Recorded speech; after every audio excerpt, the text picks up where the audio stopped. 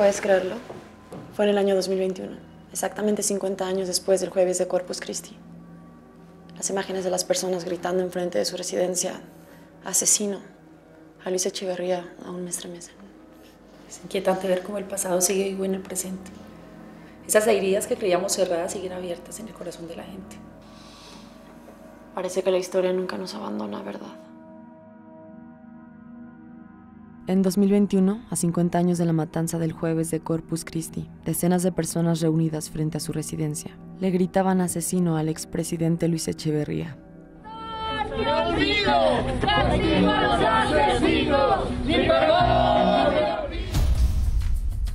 Las fronteras entre el poder político y el crimen organizado se habían diluido en México. Presidentes como Luis Echeverría en los 70, Carlos Salinas de Gortari en los 90, Vicente Fox, Felipe Calderón y Enrique Peña Nieto en el siglo XXI. Echaron a perder una oportunidad de oro para retomar las riendas del país que se fue al despeñadero.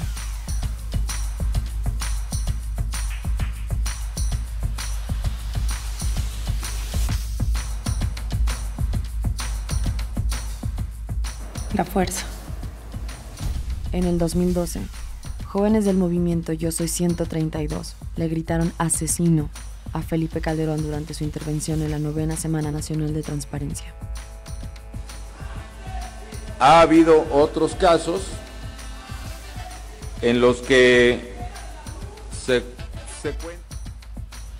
Él y Carlos Salinas de Gortari son considerados los presidentes mexicanos más espurios, pues sus elecciones estuvieron empañadas por el fraude. Espurio. Espurio, falso, ilegítimo. En 1988, Carlos Salinas de Gortari fue elegido presidente. En unas elecciones en las que el sistema del cómputo de voto tuvo una falla que llevó a un corte en la transmisión de los resultados preliminares. En el cual se invirtieron 17 millones de dólares. Una semana después, Salinas de Gortari, del Partido Revolucionario Institucional PRI, resultaba ganador con 50.6%. Espurio, espurio.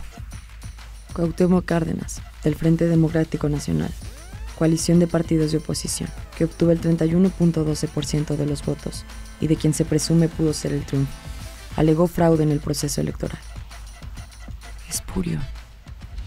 Observadores nacionales e internacionales Señalaron que las elecciones fueron marcadas por desigualdad en el acceso a los medios de comunicación. Influencia indebida del gobierno en el proceso. Y falta de transparencia en el conteo de votos. Espurio. Días antes de la elección, Francisco Javier Obando Hernández y su secretario Román Gil Heraldes, responsable del cómputo electoral nacional, y militantes del Frente Democrático Nacional, colaboradores de Cuauhtémoc Cárdenas, fueron asesinados a balazos en la Ciudad de México. Aunque las acusaciones de fraude abundan, no hay consenso sobre si el proceso fue fraudulento o si la victoria de Salinas de Gortari tiene legitimidad. Ernesto Zedillo gobernó entre el 1 de diciembre de 1994 y el 30 de noviembre del 2000.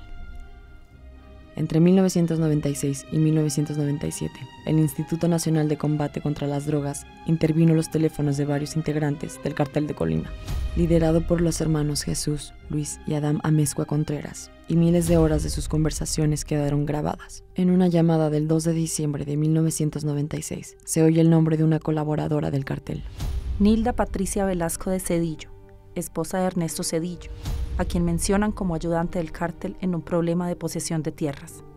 En un documento confidencial de la entonces Fiscalía Especializada para la Atención de Delitos contra la Salud, FEATS, se confirmó la relación de la esposa, cuñados y suegro del expresidente con ese grupo de narcotraficantes. Espurio. En el año 2000, todo pareció cambiar.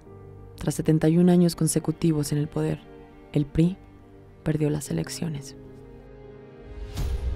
Y por primera vez se celebraba una elección presidencial en condiciones óptimas, pues a la ciudadanía se le habían presentado 3 candidatos con proyectos relativamente diferentes. El ambiente no fue de temor, sino de clamor por el cambio. El aparato estatal ya no pudo sesgarse demasiado en favor del candidato oficial. La información difundida por los medios resultó menos inequitativa que en el pasado. Hubo observadores externos efectivamente imparciales. La institución encargada de vigilar el proceso y contar los votos fue confiable, y Vicente Fox, candidato del PAN, ganó las elecciones. En 2006, con una diferencia de 233.801 votos de ventaja, apenas el 0,56% de la votación total, Felipe Calderón, candidato del Partido Acción Nacional, PAN, ganó las elecciones presidenciales frente a Andrés Manuel López Obrador, del Partido de la Revolución Democrática, PRD. En una entrevista concedida al País España, Andrés Manuel López Obrador pidió la revisión de 130.000 mesas electorales. Porque había encontrado casillas que habían sido abiertas. Falsificación de actas. Violaciones a las leyes electorales con intervención de organismos privados en las campañas políticas. Más, la intervención indebida del gobierno federal. Encabezado por Vicente Fox, en apoyo del candidato de su partido. Con utilización de recursos públicos. Anomalías. Presiones e inconsistencias en los conteos finales. Entre muchos otros hechos e impugnaciones que tendrían lugar en relación con esta polémica elección. López Obrador acusó a Felipe Calderón de fraude y aseguró que él había ganado las elecciones. En agosto del 2006, el Tribunal Electoral dijo no haber encontrado ninguna prueba de fraude y declararon electo a Felipe Calderón, el presidente espurio. Durante su campaña, Calderón apeló a los viejos temores contra la izquierda arraigados durante la Guerra Fría, pero actualizados al ligar a López Obrador con el entonces presidente venezolano Hugo Chávez, con mensajes populistas en los que sin mayor argumentación afirmaban que López Obrador era un peligro para México. Si llega a presidente, nos va a endeudar más y vendrá una crisis económica, devaluación, desempleo. Estos son los grandes planes de López Obrador, un peligro para México. Táctica similar a la utilizada por la derecha en Colombia y en otras partes del continente, incluido Estados Unidos, donde Trump también la usó, en la que el viejo temor al comunismo lo acuñaron en un nuevo vocablo, gestado en Colombia por Álvaro Uribe. El castrochavismo. Uribe, castrochavismo. Trump, castrochavismo. Felipe Calderón, castrochavismo. Esto dijo Calderón en una entrevista con la periodista Denise Merker. La verdad, ya si gano Denise, como dicen en mi tierra, haya sido como haya sido. O sea, no importa. No, sí importa, pero yo respeto la opinión que tenga todo el mundo. Muchos se resistirán a pensar de que representamos la mejor opción para los mexicanos. En febrero de 2006, en un evento proselitista, la periodista Lidia Cacho le reclamó.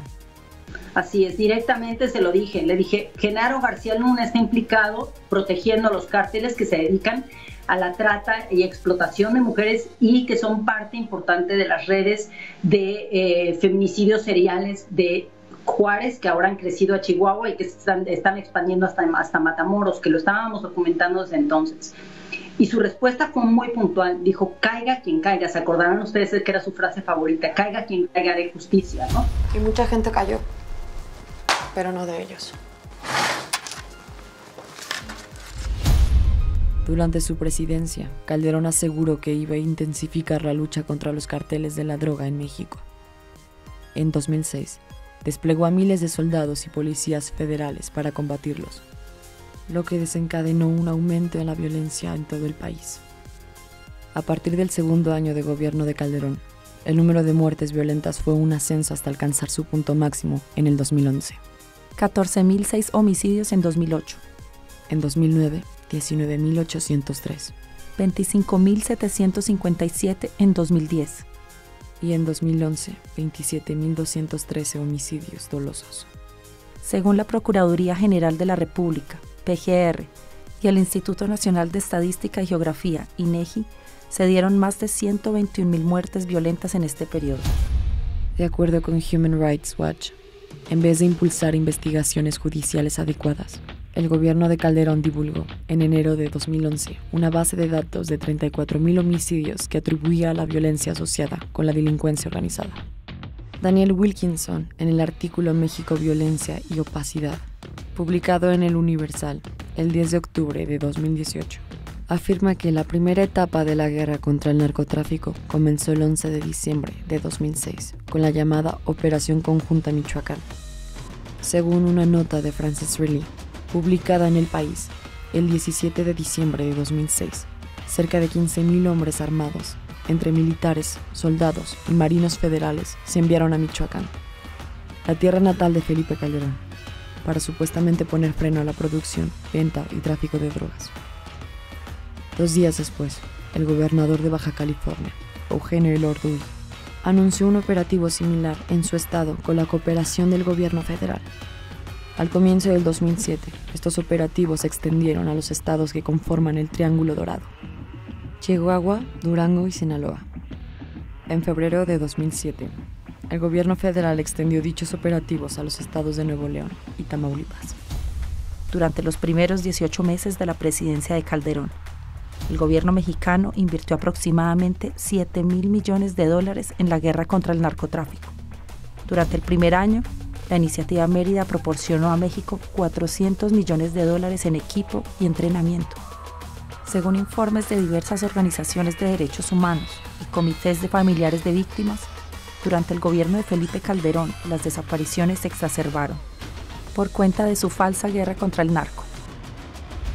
Durante el periodo de la llamada guerra contra el narco, las desapariciones forzadas ya no solo se cometieron en contra de activistas, luchadores sociales o defensores de derechos humanos, sino también en contra de la población en general.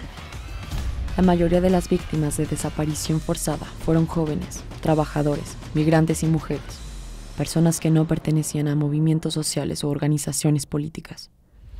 Todas fueron justificadas como parte de la guerra contra el narco, y estas desapariciones se caracterizaron en muchos casos por ser desapariciones colectivas, desapariciones de más de una persona realizadas en un mismo hecho, que fueron ejecutadas principalmente en los estados en donde se tenía mayor presencia de cuerpos militares y policíacos.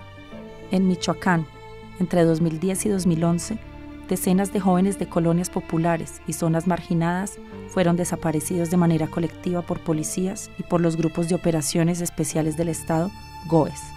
El informe de la ONU plantea que en el sexenio de Calderón, las desapariciones forzadas, además de ser un mecanismo de eliminación y control de la disidencia política, se convirtieron en un mecanismo de control social más amplio, para infundir miedo y terror entre la sociedad.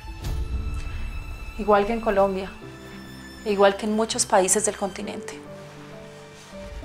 Somos tan parecidos que aquí en México, copiando la política de mano dura de Álvaro Uribe en Colombia, Calderón aumentó el presupuesto de gasto de defensa en un 62,8% y a los generales y a otros oficiales de alto rango del ejército les aumentó en algunos casos más del 1000%. Algunos pasaron de ganar 14.602 pesos mensuales en 2006 a 171.792 pesos al mes durante 2007. Un aumento descomunal de 1.076%. Tanto nos parecemos que el 3 de enero de 2007, Felipe Calderón apareció uniformado de militar rindiendo tributo a los soldados marinos y policías. Lo mismo que hizo el presidente Iván Duque en Colombia, cuando en medio del estallido social apareció en un comando de atención inmediata, a los que llamamos CAI, vestido de policía en un momento en que la policía colombiana estaba siendo cuestionada por su evidente abuso de la fuerza y violación de derechos humanos.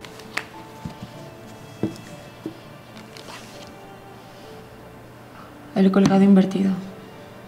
El colgado invertido otra vez. ¿A quién representa el colgado ahora? Tal vez a mi gente, a mi país, a México en esos momentos. Señala un sacrificio inútil. Significa egoísmo. ¿Y qué podemos hacer para revertirlo? El mago.